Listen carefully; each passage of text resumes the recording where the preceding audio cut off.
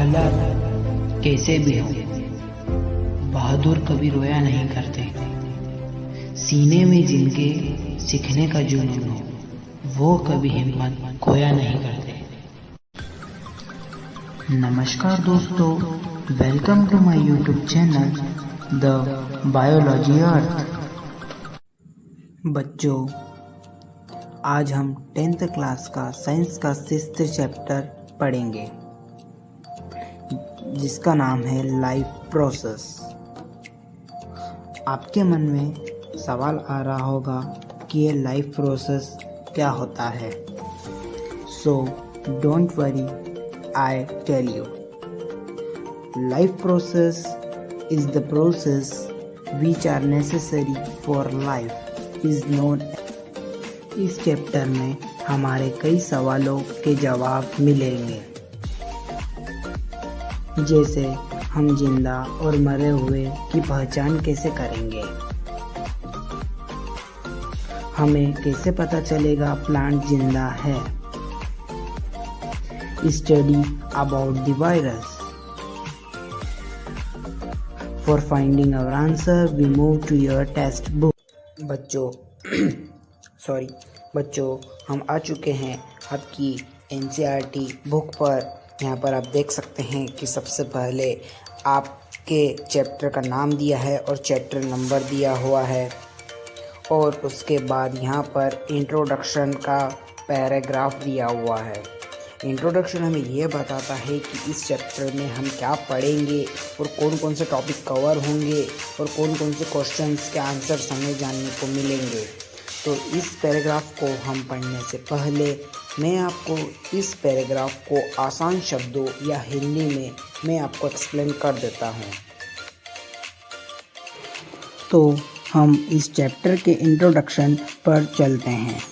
मेरा आपसे एक सवाल है, हम कैसे पता करेंगे कि कोई इंसान जिंदा है या मरा हुआ है? यदि कुत्ता दौड़ रहा है और यदि मैन चिल्ला रहा है तो हम उसे लिविंग बीइंग कह सकते हैं। अगर डॉग्स ह्यूमन सो जाएं तो जब भी वह जिंदा रहते हैं। बट क्वेश्चन यह है कि हमें यह कैसे पता चलेगा कि वह जिंदा है? कुछ देखकर ही पता चला होगा। और प्लांट्स का क्या? हमें कैसे पता चलेगा कि वह जिंदा है या नहीं? कुछ बच्चे बोलेंगे उसके ग्रीन कलर को देखकर, पर उनका क्या जिनका ग्रीन कलर नहीं होता? कुछ बोलेंगे कि ग्रोथ हो रही हो तो हम उसे जिंदा कह सकते हैं, बट कुछ समय बाद ग्रोथ भी रुक जाती है। यदि हम आसान शब्दों में कहें तो जिसमें शॉर्ट मूवमेंट हो रहा हो। अब आप यह सोच रहे होंगे कि यह शॉर्ट मूवमेंट्स क्या होते हैं। तो शॉर्ट मूवमेंट्स का मतलब होता है breathing movements, growth and physical movements. अब आप यह सोच रहे होंगे कि प्लांट्स में ग्रोथ नहीं दिखती है, फिर भी वह जिंदा है, उनकी ग्रोथ विजिबल नहीं होती है। कुछ एनिमल्स की ब्रीथिंग मूवमेंट विजिबल नहीं होती है, तो हम देखकर ही नहीं बता सकते कि वह जिंदा है या नहीं। हमारी बॉडी में बहुत स्मॉल लेवल पर भी मूवमेंट्स होते हैं जो हम अपनी आँखों से नहीं देख सकते। अब क्वेश्चन यह आता है कि क्या यह इनविजिबल मूवमेंट्स ज़रूरी है? तो प्रोफेशनल बायोलॉजिस्ट यस ही कहेंगे, लेकिन यह इनविजिबल मूवमेंट वायरसेस शो नहीं करते हैं। फिर भी वह हमें इन्फेक्ट कर देते हैं। आज तक साइंटिस्ट भी यह पता नहीं कर पाए हैं कि वायरसेस जिंदा हैं या मरे हुए हैं। अब क्वेश्चन यह आता है कि मॉलिक्यूलर मूवमेंट्स हमारे लिए ज़रूरी है या नहीं। तो हमें पता है कि हमारी पूरी बॉडी सेल से बनी हुई है, तो इन्हीं सेल्स की रिपेयरिंग्स के और इसे मेंटेन करने के लिए यह स्ट्रक्चर बहुत ज़रूरी है और यह सभी स्ट्रक्चर मॉलिक्यूल से ही बने। बच्चों, अब हम आपकी एनसीईआरटी को लाइन बाय लाइन समझते हैं। तो यदि आप एनसीईआरटी को और अच्छे से समझना चाहते हैं तो आप भी अपनी एनसीईआरटी बुक और एक पेंसिल साथ में लेकर बैठ जाइए और इम्पोर्टेंट थिंग्स को अंडरलाइन करते हुए चलिए। तो चलिए शुरू करते हैं। तो आपकी फर्स्ट लाइन है, how do we tell the difference between what is alive and what is not alive. तो हम किसी भी चीज़ को देखकर यह कैसे बताएंगे कि वह जिंदा है या मरा हुआ है। जैसे कि if we see a dog running, यदि कुत्ता दौड़ रहा है, और अ काउ चीविंग कर्ड, यहाँ पर एक वर्ड का यूज़ किया गया है, अ काउ चीविंग कर्ड। यह चीविंग कर्ड का मतलब होता है गाय अपने भोजन को मुंह में चबा रही है। और a man shouting loudly on the street, और मैन गलियों में चिल्ला रहा है। We know that these are living beings, तो हमें यह पता है कि यह सभी लिविंग बींग है।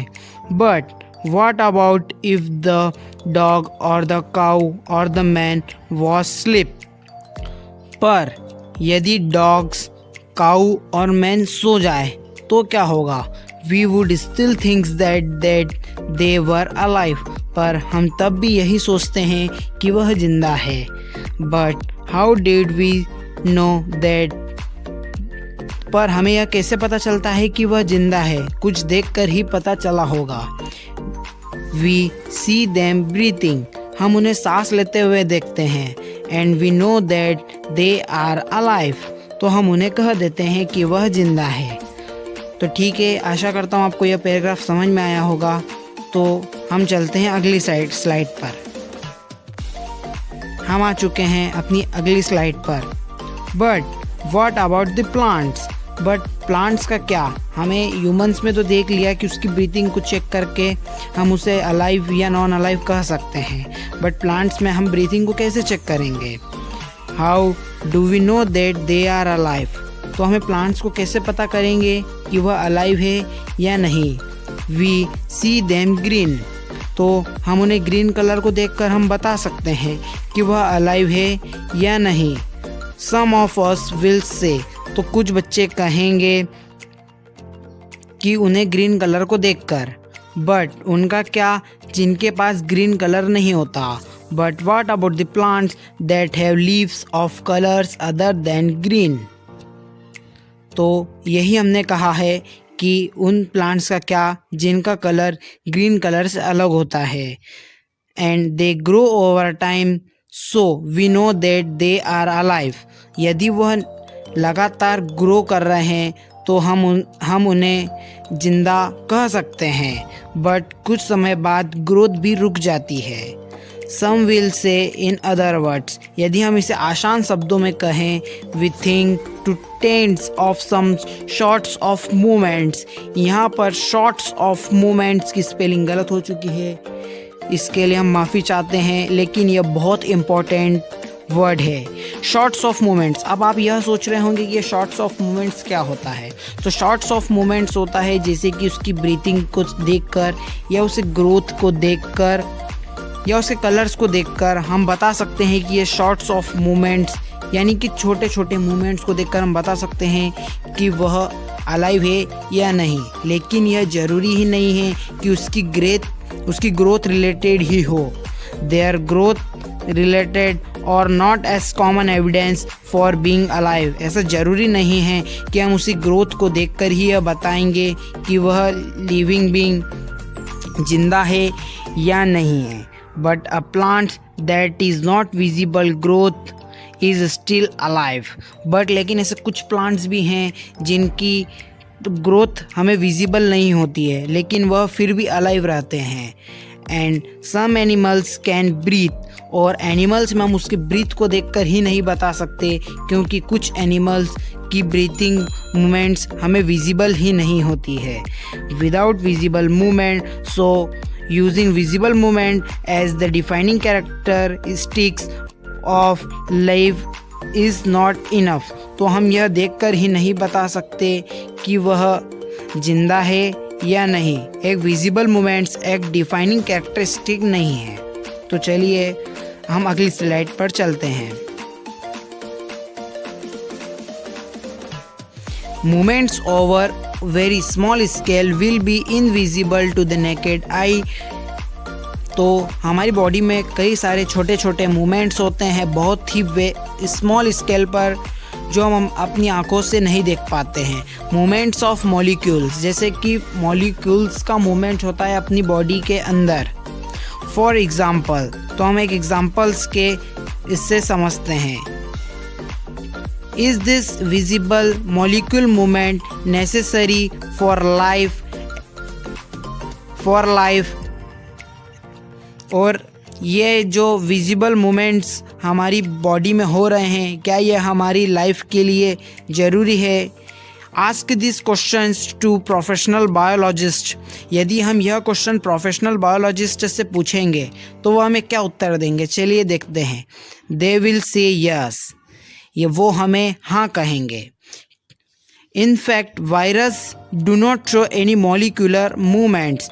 यह आपको क्वेश्चन आ सकता है कि ऐसा कौन है जो मॉलिक्यूलर मूवमेंट शो नहीं करता है, तो उसका आंसर आएगा वायरस। आपको ये याद रखना है कि वायरस कभी भी मॉलिक्यूलर मूवमेंट्स शो नहीं होता है। And this is partially why there is controversy about whether they are truly alive और नॉट। यह आज तक भी रहस्यमय है, कंट्रोवर्सी है कि वायरसेस जिंदा है या मरे हुए हैं, क्योंकि वो outside the body non living being कहलाते हैं, यानी कि उसमें लिविंग बींग के कैरेक्टरिस्टिक पूरे नहीं होते हैं, और वो जैसे ही बॉडी में एंटर करते हैं तो वह लिविंग बींग की तरह एक्ट करने लग जाते हैं। इसीलिए हम उसे ट्रूली अलाइव और नॉट अलाइव भी नहीं कह सकते हैं। तो चलिए अगली स्लाइड पर चलते हैं। Why are molecular movement needed for life? तो अब यह क्वेश्चन यह आता है कि हमें यह molecular movements की ज़रूरत क्यों है अपनी लाइफ में। We have seen in earlier classes that living organism are well organized structure। तो हमें यह पता है कि जो living organism होते हैं वह एक well organized, मतलब एक उनका एक प्रोसेस बाय प्रोसेस हर काम होता है। Organised structure, they can have tissue. तो हमें पता है कि पूरी बॉडी सेल से बनी हुई है। All the bodies are made up of cells, यह आपको पता होगा।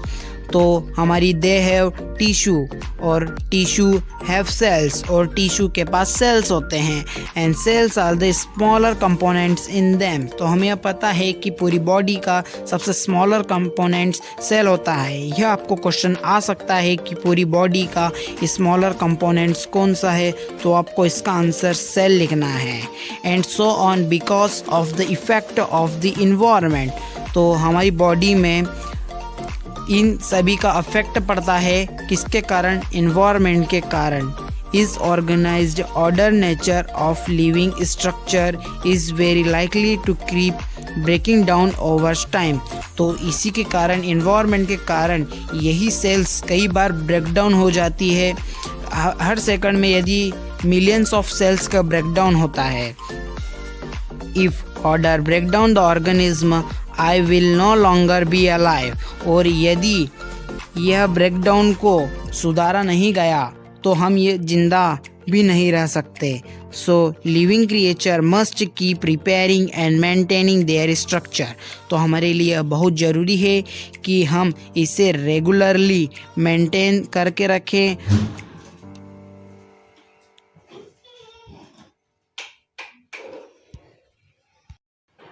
ना संघर्ष न तकलीफ, तो क्या खाक मजा है जीने में। ना संघर्ष न तकलीफ, तो क्या खाक मजा है जीने में। बड़े बड़े तूफान थम जाते हैं जब आग The basic functions performed by living beings to sustain themselves are called life process. ऐसी प्रोसेसेस जो हमारी लाइफ के लिए बहुत ज़रूरी है। तो अब यह क्वेश्चन यह आता है कि ऐसी कौन कौन सी प्रोसेस है जो हमारी लाइफ के लिए ज़रूरी है। तो first is nutrition, second is respiration, third is transportation and fourth one is excretion. हम एक एक करके इन्हें डिटेल में आगे के लेक्चर में पढ़ेंगे। अभी हम इन्हें शॉर्ट में समझ लेते हैं। तो फर्स्ट पे आता है nutrition. The process of taking in food and utilising it is called nutrition. हम एक तरीके से कह सकते हैं खाना खाने की प्रोसेस को ही हम न्यूट्रिशन कहते हैं। It is of two types, autotrophic and heterotrophic. और हम चलते हैं सेकंड की ओर। सेकंड प्रोसेस है respiration, the process of acquiring oxygen from outside the body and to use it in the process of breakdown of food source for cellular need we call respiration. हम सांस लेने की प्रक्रिया को ही respiration कहते हैं। यह भी दो प्रकार की होती है, एक होती है एरोबिक रेस्पिरेशन और सेकंड होती है एनएरोबिक रेस्पिरेशन। अब हम चलते हैं थर्ड प्रोसेस पे जो है transportation process. It is a system for carrying food and oxygen from one place to another in their body. एक प्लेस से दूसरी जगह ट्रांसपोर्ट करना फूड्स और ऑक्सीजन का, यह दो में होती है, ह्यूमन बींग्स में भी होती है और प्लांट्स में भी होती है। और हमारी लास्ट प्रोसेस है एक्सक्रीशन प्रोसेस। तो the process of removing of wastage from the body is known as excretion. Body से वेस्टेज का निकलना ही एक्सक्रीशन प्रोसेस कहलाता है। यदि आपको वीडियो पसंद आया हो तो लाइक कर दीजिए और हमारे चैनल को सब्सक्राइब कर दीजिए। हम मिलते हैं अगले वीडियो में। करते हैं या साइकिल चलाते हैं तो हम अपनी एनर्जी यूज़ करते हैं, बट जब हम कुछ नहीं कर रहे होते हैं तब भी एनर्जी यूज़ करते हैं। तो इस एनर्जी को बनाने के लिए हमें सोर्स या मटेरियल चाहिए। वो मटेरियल और सोर्स है खाना जो हम खाते हैं। अब क्वेश्चन यह आता है कि लिविंग बीइंग को खाना कहाँ से मिलता है।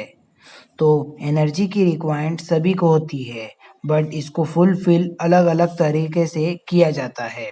जैसे प्लांट्स अपना खाना खुद बनाते हैं फोटोसिंथेसिस की प्रोसेस से, तो हम इन्हें ऑटोट्रॉफिक बोलते हैं। और जो अपना खाना खुद नहीं बनाते हैं, उन्हें दूसरों पर डिपेंड रहते हैं, उन्हें हम हेटरोट्रॉपिक बोलते हैं, जैसे एनिमल्स एंड फंजाई। तो हम अब पहले ऑटोट्रॉपिक न्यूट्रिशन को पढ़ते हैं। ऑटोट्रॉपिक न्यूट्रिशन जिसमें फोटोसिंथेसिस की प्रोसेस होती है, जो खाना को स्टोर कर सकते हैं, जिनको क्लोरोफिल की रिक्वायरमेंट होती है। और इन सभी का बेस्ट एग्जाम्पल है ग्रीन प्लांट्स, और जो अपना खाना खुद बना सकते हैं। इन सभी प्रॉपर्टीज जिसका होती है उन्हें ऑटोट्रॉपिक न्यूट्रिशन कहा जाता है। बट यह याद रखना है कि plant store their food in form of starch and human store their food in form of glycogen. अब हम प्रोसेस ऑफ फोटोसिंथेसिस को पढ़ेंगे। तो सबसे पहली प्रोसेस है लाइट का एब्जॉर्प्शन होना क्लोरोफिल के थ्रू। और सेकंड प्रोसेस है लाइट एनर्जी को केमिकल एनर्जी में बदलना और वाटर मॉलिक्यूल्स को हाइड्रोजन और ऑक्सीजन में बदलना। और थर्ड प्रोसेस है कार्बन डाइऑक्साइड को रिड्यूस करना कार्बोहाइड्रेट से। और अब हम पढ़ते हैं स्टोमेटा, जो टाइनी पोर्स लीव्स की सरफेस पर प्रेजेंट रहते हैं, उन्हें हम स्टोमेटा कहते हैं। इन पोर्स से गैसेस का एक्सचेंज होता है फोटोसिंथेसिस के लिए। यह exchange of gases roots, stems और लीफ से भी होता है, जिससे ज़्यादा मात्रा में पानी लॉस्ट हो जाता है स्टोमेटा से। बट प्लांट्स पोर्स को बंद कर लेते हैं जब उसे कार्बन डाइऑक्साइड की ज़रूरत नहीं होती है, और यह काम गॉड सेल्स का होता है। The opening and closing of the pores is a function of the gut cells. The gut cells swells when water flow into them. तो अब हम पढ़ते हैं हेटरोट्रॉपिक न्यूट्रिशंस। तो हेटरोट्रॉपिक न्यूट्रिशंस यह होता है जिसमें फोटोसिंथेसिस की प्रोसेस नहीं होती है, जो अपना खाना स्टोर नहीं कर सकते हैं, जिनको क्लोरोफिल की रिक्वायरमेंट नहीं होती है और जो अपना खाना खुद नहीं बना सकते हैं, और इसका बेस्ट एग्जांपल है लायन। तो आज का टॉपिक है how do organism obtain their food. खाना को अलग अलग तरीके से लेते हैं, सभी का डाइजेस्टिव सिस्टम भी अलग अलग होता है। जो सिंगल सेल्ड ऑर्गेनिज्म रहते हैं वो अपनी पूरी बॉडी की सरफेस से खाना ले सकते हैं, और हम बात करें अमीबा की तो अमीबा में सबसे पहले अमीबा खाने के पास जाता है, फिर सीडोपोडिया उस फूड को कवर करता है। सीडोपोडिया जो फूड को कवर करता है उसे हम फूड वैक्यूल कहते हैं, और सीडोपोडिया फूड वैक्यूल फॉर्म कर लेता है और फूड में जो भी कॉम्प्लेक्स सब्सटेंस रहते हैं उसे वह ब्रेक डाउन करके उसे सिंपलर फॉर्म में कन्वर्ट कर देता है और फूड डिफ्यूजन हो जाता है। अब जो अनडाइजेस्टेड फूड बचा है उसे सेल की सरफेस से रिमूव कर दिया जाता है। और अब हम पेरोमीशियम को देखते हैं। पेरोमीशियम है जो वाटर में रहता है, उसकी सरफेस पर हेयर लाइक स्ट्रक्चर रहते हैं जिसे हम सीलिया कहते हैं, और सीलिया की मूवमेंट से ही फूड पे। अब हम पढ़ते हैं न्यूट्रिशन इन ह्यूमन बींग्स। तो एलिमेंट्री कैनाल बहुत ही लॉन्ग ट्यूब है जो माउथ से एनस तक होती है। इस ट्यूब्स में डिफरेंट पार्ट्स होते हैं, हर रीजन का अलग अलग फंक्शन परफॉर्म करते हैं। हम पता करते हैं कि खाना अंदर लेने के बाद क्या होता है। तो चलिए हम जानते हैं। हम दिन भर में कई प्रकार का खाना खाते हैं जो एक ही डाइजेशन ट्रैक खाने को स्मॉल पार्ट्स में कन्वर्ट करते हैं। यह काम हमारे टीथ करते हैं। जब हम कुछ खाते हैं तब हमें मुंह में पानी आ जाता है, जबकि वह पानी रहता ही नहीं है। उस पानी को हम सलाइवा कहते हैं और ये सिक्रीट किया जाता है सलाइवरी ग्लैंड्स से। और जो हम कॉम्प्लेक्स नेचर का खाते हैं जैसे कार्बोहाइड्रेट को स्मॉल मॉलिक्यूल जैसे ग्लूकोज में कन्वर्ट करने का काम एंजाइम्स का होता है। और सलाइवा भी एक एंजाइम है जिसे हम सलाइवरी अमाइलेज कहते हैं। तो यह स्टार्च को शुगर में कन्वर्ट करता है, और जब फूड अच्छे से सलाइवा के साथ मिक्स हो जाता है तब यह जरूरी है कि इस फूड को डाइजेस्टिव ट्यूब में डाला जाए। और लाइनिंग ऑफ कैनाल के पास मसल्स होती है जो कॉन्ट्रैक्ट करती रहती है ताकि फूड आगे बढ़ता जाए, और हम इस मूवमेंट्स को पेरिस्टाल्टिक मूवमेंट्स कहते हैं। और माउथ से स्टमक तक फूड इसोफेगस या फूड पाइप से आता है। स्टमक अपना साइज बढ़ा लेता है जब उसमें खाना एंटर करता है। स्टमक की मसल्स हेल्प करती है फूड को मिक्स करने में डाइजेस्टिव जूस के साथ। अब स्टमक में डाइजेस्टिव गैस्ट्रिक ग्लैंड्स रहते हैं जो स्टमक की वॉल पर प्रेजेंट रहते हैं।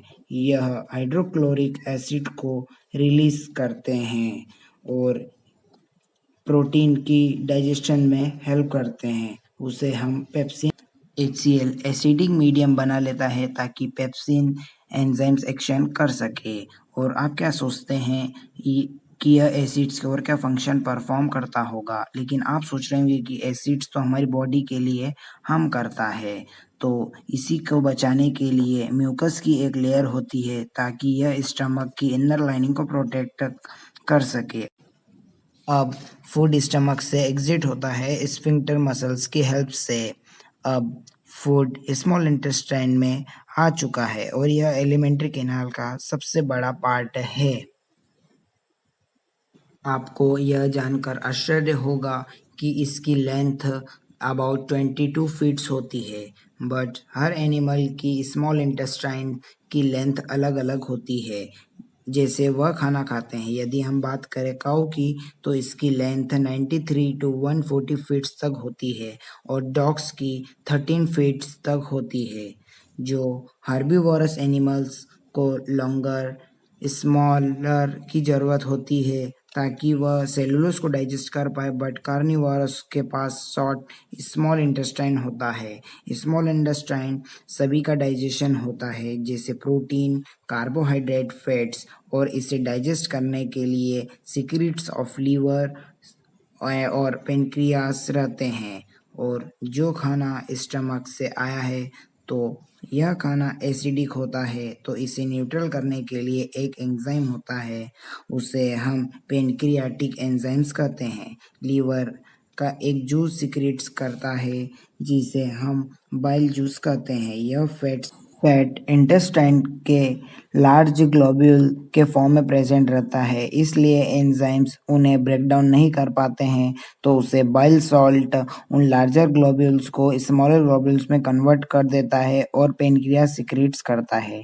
पेनक्रियाटिक जूस जो ट्रिप्सिन एंजाइम्स को कंटेन करता है, जो प्रोटीन की डाइजेशन में हेल्प करता है, और लाइपेज इमल्सिफाइड फैट्स को ब्रेक डाउन कर देता है। इन स्मॉल इंटेस्टाइन की वॉल पर एक ग्लैंड प्रेजेंट होता है जो इंटरस्टिशियल जूस को सीक्रेट्स करता रहता है, जो प्रोटीन को अमीनो एसिड्स और कार्बोहाइड्रेट ग्लूकोज और फैट को फैटी एसिड्स में कन्वर्ट करता रहता है। जो अनडाइजेस्टेड फूड है उसे स्मॉल इंटेस्टाइन की वॉल एब्जॉर्ब कर लेती है, और स्मॉल इंटेस्टाइन के अंदर एक फिंगर लाइक प्रोजेक्शन रहते हैं, उसे हम विलाई कहते हैं। विलाई एब्जॉर्ब्ड फूड को ब्लड वेसल्स तक पहुंचाती है ताकि वह एनर्जी बनाते रहें और न्यू टिश्यू को बिल्ड करता रहे। अब जो खाना एब्जॉर्ब्ड नहीं हुआ है उसे लार्ज इंटेस्टाइन में भेज दिया जाता है। उस खाने से लार्ज इंटेस्टाइन की वॉल ज़्यादा मात्रा में पानी एब्जॉर्ब करती है और रेस्ट ऑफ मटेरियल को एनस के थ्रू बाहर कर दिया जाता है। यहाँ पर हमारा लाइफ प्रोसेस का फर्स्ट टॉपिक जो फूड मटेरियल अंदर लिया गया है न्यूट्रिशन की प्रोसेस में, ये सभी सेल्स के लिए यूज होता है ताकि वह एनर्जी बना सके। सभी इस प्रोसेस को अलग अलग तरीके से करते हैं। कुछ ऑक्सीजन को ब्रेक डाउन करते हैं ग्लूकोज में और फिर ग्लूकोज को कन्वर्ट करते हैं CO2 में, और कुछ इसी पाथवे को बिना ऑक्सीजन की हेल्प से भी करते हैं। ग्लूकोज के 6 मॉलिक्यूल्स ऑफ कार्बन का कन्वर्ट होना 3 मॉलिक्यूल्स ऑफ कार्बन में, इसी प्रोसेस को हम पायरोवेट्स प्रोसेस कहते हैं। यह प्रोसेस साइटोप्लाज्म में होती है। यह पायरोवेट्स को कन्वर्ट करता है इथेनॉल और कार्बन डाइऑक्साइड में। यह प्रोसेस ईस्ट में होती है फर्मेंटेशन के समय, और यह प्रोसेस एयर की एब्सेंस में होती है, और इसी प्रोसेस को हम एनएरोबिक रेस्पिरेशन कहते हैं। पायरोवेट्स का ब्रेकडाउन होना ऑक्सीजन की मदद से, यह प्रोसेस माइटोकॉन्ड्रिया में होती है। यह प्रोसेस हमें 3 कार्बन पायरोवेट्स को 3 मॉलिक्यूल्स ऑफ कार्बन डाइऑक्साइड में कन्वर्ट करती है। यह प्रोसेस एयर की प्रेजेंस में होती है, इसलिए हम इसे एरोबिक रेस्पिरेशन कहते हैं। जो एनर्जी एनारोबिक रेस्पिरेशन में मिलती है उससे कहीं ज़्यादा एनर्जी एरोबिक रेस्पिरेशन में मिलती है।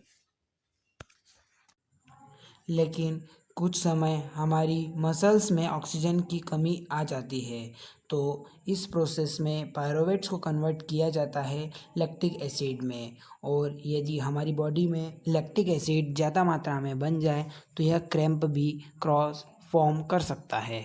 और यदि सेलुलर रेस्पिरेशन में बन रही एक एनर्जी का यूज़ किया जाता है इमीडिएटली एक मॉलिक्यूल का सिंथेसिस के लिए, जिसे हम ATP कहते हैं, और ATP का फुल फॉर्म होता है एडिनो ट्राइफॉस्फेट, और यह सेल्स के लिए एक फ्यूल के समान काम करता है। और जो एरोबिक ऑर्गेनिज्म हैं उनके लिए ऑक्सीजन बहुत ज़रूरी होती है, इसलिए ज़रूरी है कि वह ज़्यादा मात्रा में ऑक्सीजन इंटेक करें।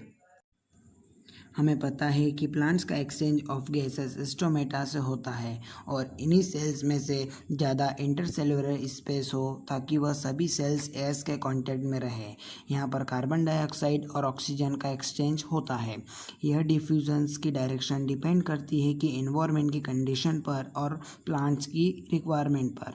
बट जब रात होती है तब प्लांट्स फोटोसिंथेसिस की प्रोसेस नहीं करते हैं, इसलिए ऑक्सीजन कम मात्रा में रिलीज होती है और डे में वो फोटोसिंथेसिस की प्रोसेस करते हैं, इसलिए ऑक्सीजन ज़्यादा मात्रा में रिलीज़ होती है। हर एनिमल्स का अलग ऑर्गन होता है ऑक्सीजन को इंटेक करने के लिए। जो टेरेस्ट्रियल एनिमल्स रहते हैं वो ऑक्सीजन एटमॉस्फेयर से ले लेते हैं, बट जो एनिमल्स वाटर में रहते हैं वह वाटर में डिज़ोल्व ऑक्सीजन लेते हैं, इसलिए उनका ऑक्सीजन का अमाउंट भी कम होता है और उनका ब्रीथिंग रेट भी बहुत हाई होता है।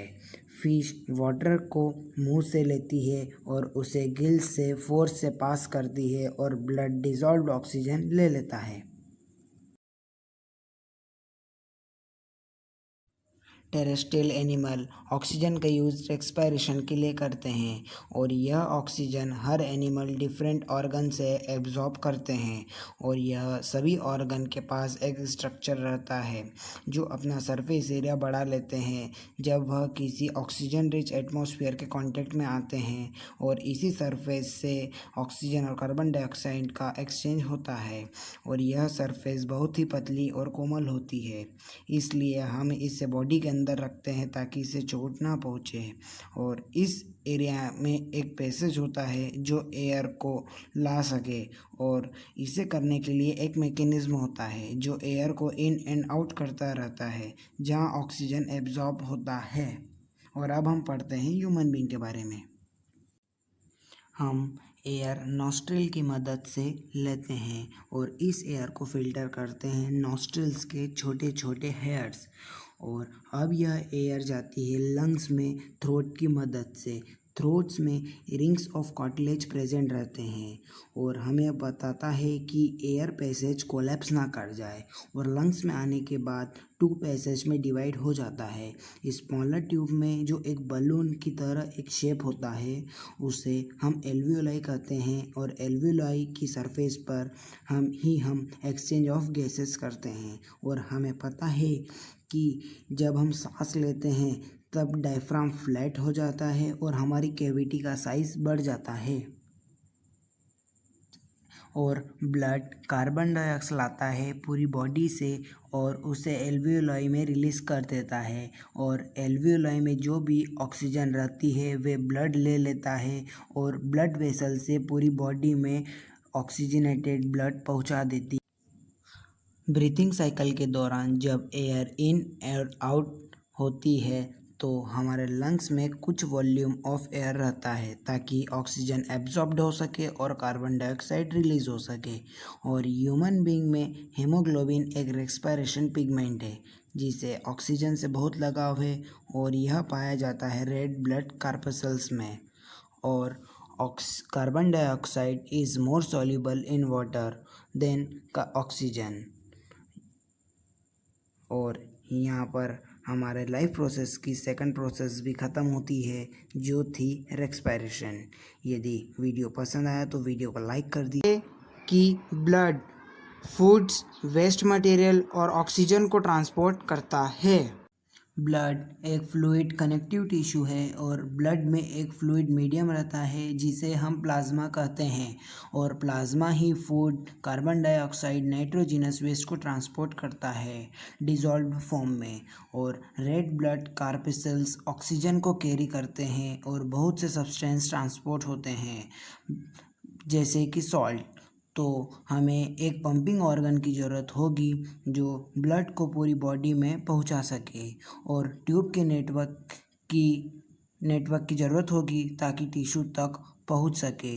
और यह ध्यान रखना होगा कि यदि ये नेटवर्क डैमेज हो जाए तो इसे रिपेयर किया जा सके। अब हम ट्रांसपोर्टेशन इन ह्यूमन बीइंग पढ़ेंगे। तो पहले हम हार्ट के बारे में पढ़ेंगे। हार्ट एक मस्कुलर ऑर्गन है जो कि अपनी एक मुट्ठी के बराबर होता है क्योंकि ब्लड के द्वारा ऑक्सीजनेटेड और कार्बन डाइऑक्साइड दोनों ही ट्रांसपोर्ट किया जाता है। ब्लड के पास डिफरेंट चैम्बर रहते हैं ताकि oxygenated blood carbon dioxide blood से मिक्स ना हो। जो कार्बन डाइऑक्साइड रिच ब्लड रहता है वह लंग्स में जाता है ताकि वह कार्बन डाइऑक्साइड को रिमूव कर सके और लंग्स के ऑक्सीजनेटेड ब्लड ले सके और उसे हर तक पहुंचाया जा सके। वही ऑक्सीजनेटेड ब्लड पूरी बॉडी में पंप हो जाता है। यह प्रोसेस स्टेप बाय स्टेप होती है। सबसे पहले oxygen rich blood left atrium में आता है। लेफ्ट ऑट्रियम के पंप होने से लेफ्ट वेंट्रिकल में जाता है और लेफ्ट वेंट्रिकल के पंप होने से पूरी बॉडी में जाता है। और जो भी डीऑक्सीजनेटेड ब्लड रहता है वह राइट ऑट्रियम में आता है और राइट ऑट्रियम के कॉन्टैक्ट होने से राइट वेंट्रिकल में आता है और फिर यह पूरी बॉडी में जाता है। और वेंट्रिकल से ही,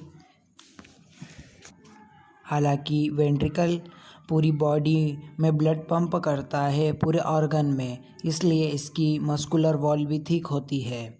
और वॉल्व्स यह ध्यान रखते हैं कि ऑक्सीजनेटेड ब्लड और डीऑक्सीजनेटेड ब्लड कहीं मिक्स ना हो जाए।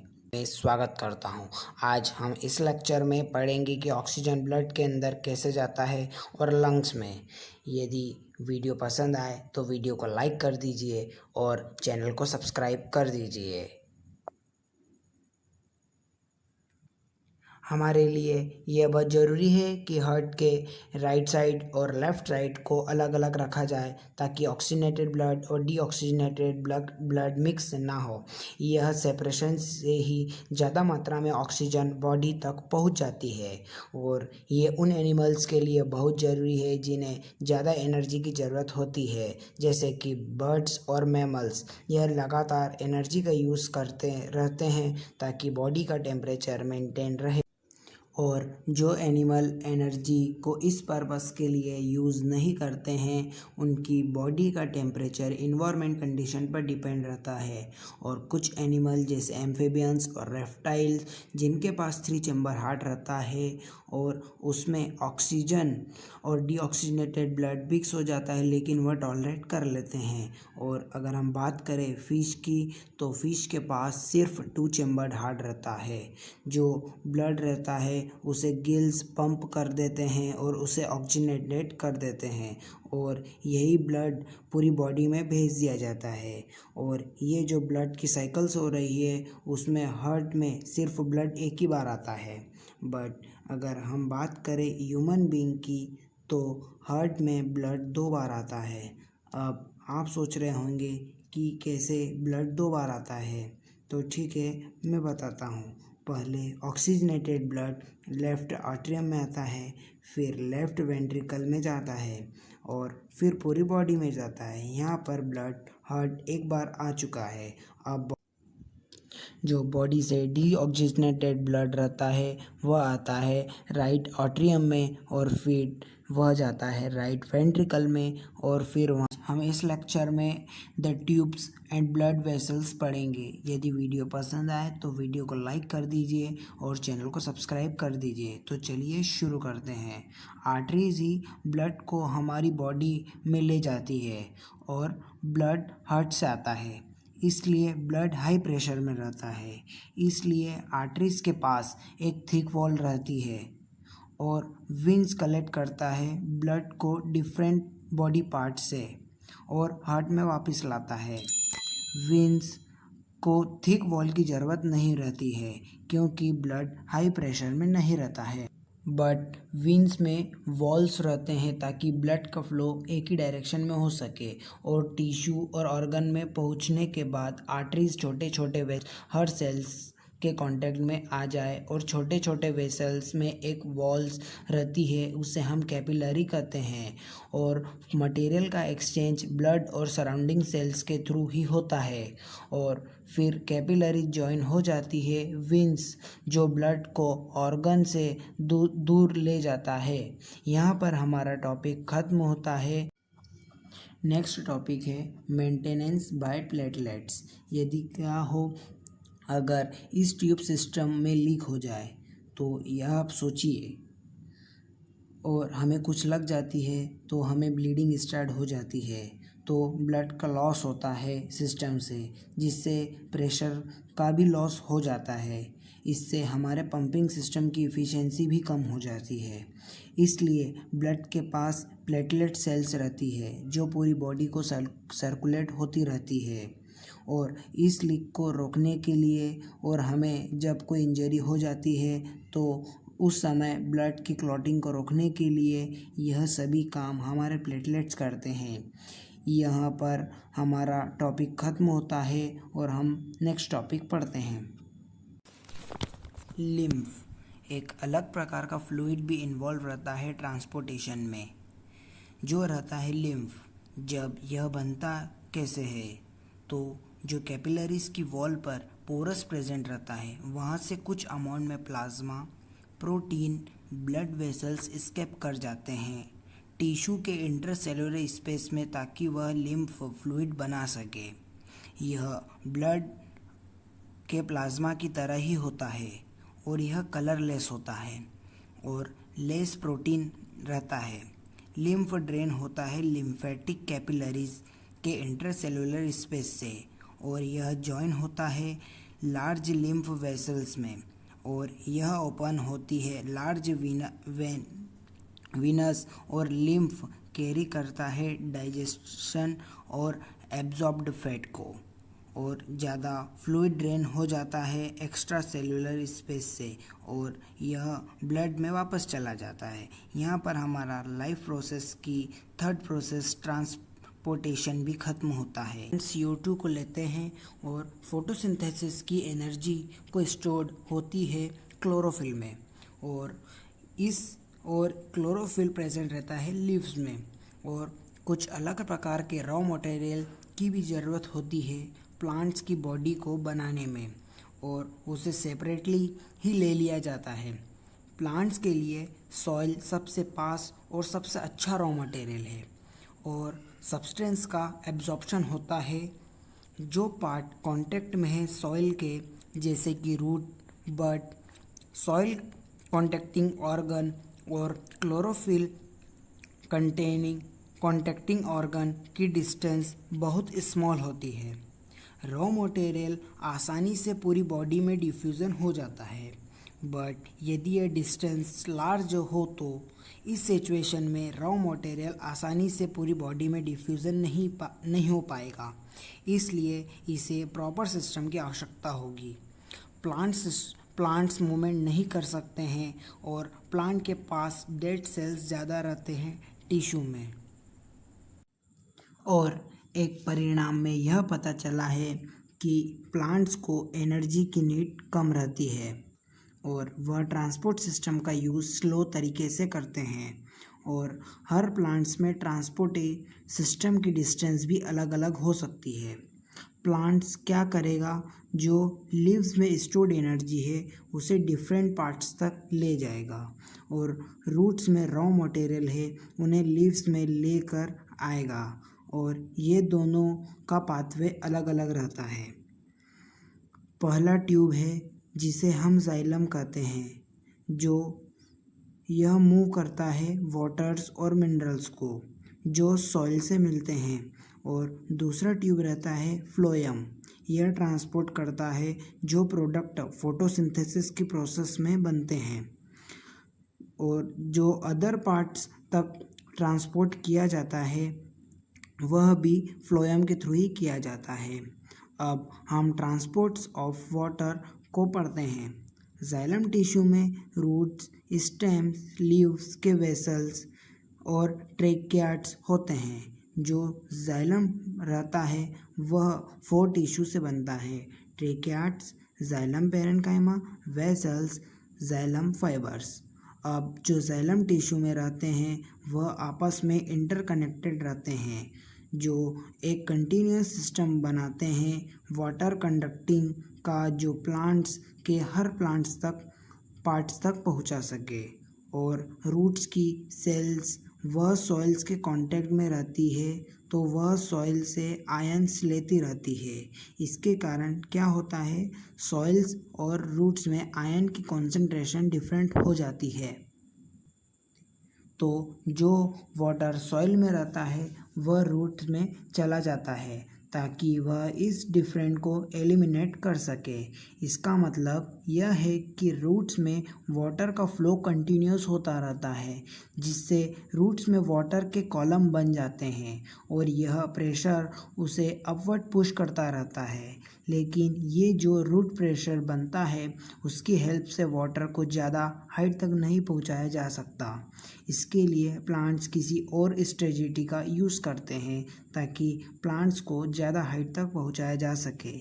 जैसे हमें पता है कि स्टोमेटा से वाटर का लॉस होता रहता है, इसलिए प्लांट्स में वाटर की सप्लाई होती रहती है।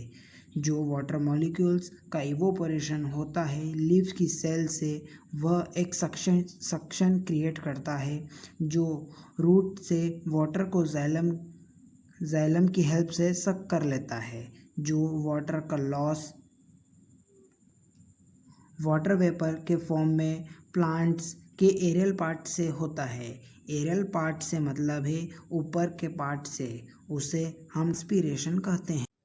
ये ट्रांसपीरेशन हेल्प करता है वाटर के अपवर्ड मूवमेंट में और जो रूट्स में मिनरल डिसॉल्व है उसे लीव्स तक लाने में। ये टेम्परेचर को भी रेगुलेट करने में मदद करता है और जो रूट प्रेशर की मदद से वाटर का ट्रांसपोर्ट होता है यह रात में ज़्यादा ज़रूरी है और दिन के समय स्टोमेटा ओपन होते हैं तो ट्रांसपीरेशन पुल या मेजर इम्पोर्टेंट फोर्स होता है जो वाटर को जाइलम में फ्लो करवाता है। अब हम ट्रांसपोर्ट्स ऑफ फूड पढ़ेंगे। अब हम यह देखते हैं कि जो मेटाबॉलिक प्रेशर है यानी फोटोसिंथेसिस की प्रोसेस में जो प्रोडक्ट रहते हैं वह लीव से अदर पार्ट्स तक कैसे ट्रांसपोर्ट किया जाएगा, और जो सॉल्युबल प्रोडक्ट रहते हैं फोटोसिंथेसिस के, इनके ट्रांसपोर्ट को हम ट्रांसलोकेशन कहते हैं और यह वस्कुलर टिश्यू फ्लोएम में होता है। फोटोसिंथेसिस के प्रोडक्ट को छोड़कर फ्लोएम अमीनो एसिड्स और बहुत से सब्सटेंस भी ट्रांसपोर्ट करता है और यह सब्सटेंस को डिलीवर करना रहता है फ्रूट्स में, सीड्स में, ग्रोइंग ऑर्गन और स्टोरेज ऑर्गन्स ऑफ फ्रूट्स में। जो ट्रांसपोर्ट्स ऑफ फूड्स और अदर सब्सटेंस का ट्रांसलोकेशन फ्लोएम के सीव्स ट्यूब्स में होता है। कंपेनियन सेल्स की मदद से यह मूवमेंट दोनों डायरेक्शन में होता है, अपवर्ड्स एंड डाउनवर्ड्स दोनों में, और जाइलम को ट्रांसपोर्ट करने के लिए उसे सिंपल फिजिकल फोर्स की ज़रूरत पड़ती है, बट फ्लोएम को एनर्जी की रिक्वायरमेंट होती है।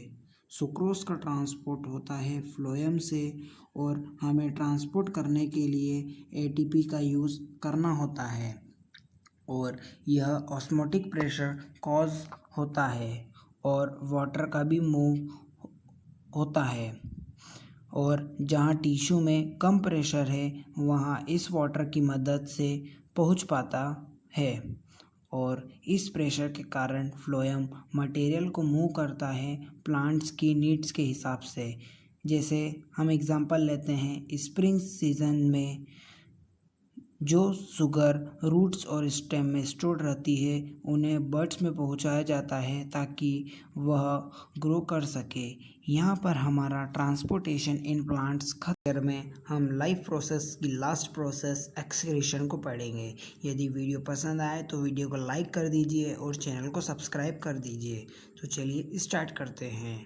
हमने पढ़ा है कि ऑर्गेनिज्म में जो गैसियस वेस्ट जनरेट होते हैं फोटोसिंथेसिस में या रेस्पिरेशन में, वह कैसे अपनी बॉडी से वेस्ट मटेरियल को बाहर निकालते हैं, और मेटाबॉलिक एक्टिविटी के दौरान भी नाइट्रोजिनस वेस्ट बनता है, इसे भी बॉडी से बाहर निकालना बहुत ज़रूरी है।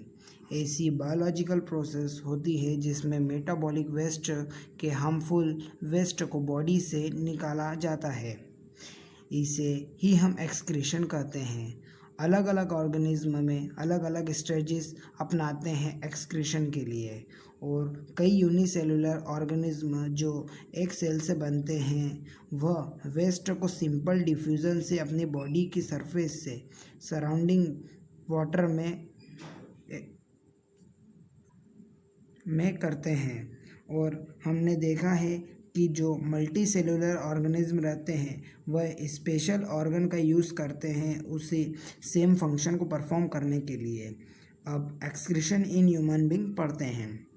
जो एक्सक्रीशन इन ह्यूमन बीइंग रहता है उसमें a pair of kidney, a pair of uterus, a urinary bladder, a urethra रहते हैं। और किडनी एब्डोमेन में प्रेजेंट रहती है जो बैकबोन के दाएं और बाएं साइड रहती है। यूरिन प्रोड्यूस होता है किडनी में और यूरिन जाता है यूरिनरी ब्लैडर में यूटेरस के थ्रू और यह स्टोर्ड यूरिन होती है जब तक वह यूरेथ्रा उसे रिलीज़ नहीं कर देता। अब हम देखते हैं यूरिन प्रोड्यूस कैसे होती है। हमारा पर्पस यूरिन को बनाना रहता है ताकि हम वेस्ट प्रोडक्ट जो ब्लड में है उसे फ़िल्टर किया जा सके। ठीक उसी प्रकार जैसे कार्बन डाइऑक्साइड को ब्लड से रिमूव किया जाता है लंग्स से और ब्लड से नाइट्रोजिनस वेस्ट जैसे यूरिया और यूरिक एसिड रिमूव किया जाता है। ब्लड में तो हमारी बॉडी की बेसिक फिल्ट्रेशन यूनिट किडनी को ही कहा जाता है। लंग्स में क्या होता है, थिन वॉल्ड ब्लड कैपिलरीज का गुच्छा होता है। किडनी में कैपिलरी क्लस्टर का गुच्छा होता है, वो एक कप शेप्ड एंड से जुड़ा होता है जिसे हम बोमेन्स कैप्सूल्स भी कहते हैं जो फिल्टर्ड यूनिट को कलेक्ट करती है। और हर किडनी में लार्ज नंबर में यह फिल्ट्रेशन यूनिट रहते हैं जिसे हम नेफ्रॉन कहते हैं जो आपस में क्लोज्ड पैक रहते हैं। जब ट्यूब से यूरिन पास होती है तब वह ग्लूकोज, अमीनो एसिड, सॉल्ट और वाटर को रीअब्सॉर्ब करती है।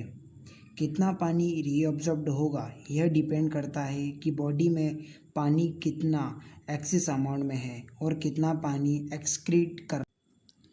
और जो यूरिन किडनी में है वह एक लॉन्ग ट्यूब से यूरिनरी ब्लैडर से यूरिनरी ब्लैडर में इंटर करता है और यूरिनरी ब्लैडर में यूरिन स्टोर्ड होता है। जब तक कि प्रेशर एक्सपांड नहीं होता और यूरेथ्रा से पास आउट नहीं होता है, यह ब्लैडर एक मसल से है तो इसे कंट्रोल करता है न्यूरॉन सिस्टम। अब हम एक्सक्रीशन इन प्लांट्स पढ़ते हैं। प्लांट्स एनिमल्स में अलग अलग स्ट्रेटजी का यूज़ करते हैं एक्सक्रीशन के लिए। प्लांट्स में ऑक्सीजन को हम एक वेस्ट प्रोडक्ट के रूप में मान सकते हैं। हमने पहले पढ़ा है कि प्लांट कैसे ऑक्सीजन और कार्बन डाइऑक्साइड से डील करते हैं। प्लांट ट्रांसपोर्टेशन की प्रोसेस के दौरान वाटर इवोपोरेट हो जाता है और अदर वेस्ट के लिए प्लांट्स अलग फैक्ट्स का यूज़ करता है। प्लांट में टिश्यू में डेड सेल्स प्रेजेंट रहते हैं और अदर वेस्ट को प्लांट के पार्ट से रिमूव कर दिया जाता है जैसे कि लीव्स। और प्लांट्स अपने वेस्ट प्रोडक्ट को सेलुलर वैक्यूल में भी स्टोर करता है।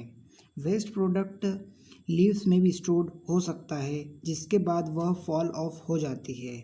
अदर वेस्ट प्रोडक्ट को गम के फॉर्म में भी स्टोर किया जाता है और प्लांट्स अपना वेस्ट सॉइल में भी रिलीज़ कर देते हैं। यहाँ पर हमारा लाइफ प्रोसेस की लास्ट प्रोसेस भी ख़त्म होती है और हमारा चैप्टर भी ख़त्म होता है। तो हम मिलते हैं नेक्स्ट चैप्टर के लेक्चर में। यदि वीडियो पसंद आया हो तो वीडियो को लाइक कर दीजिए और चैनल को सब्सक्राइब कर दीजिए। जय हिंद, जय भारत।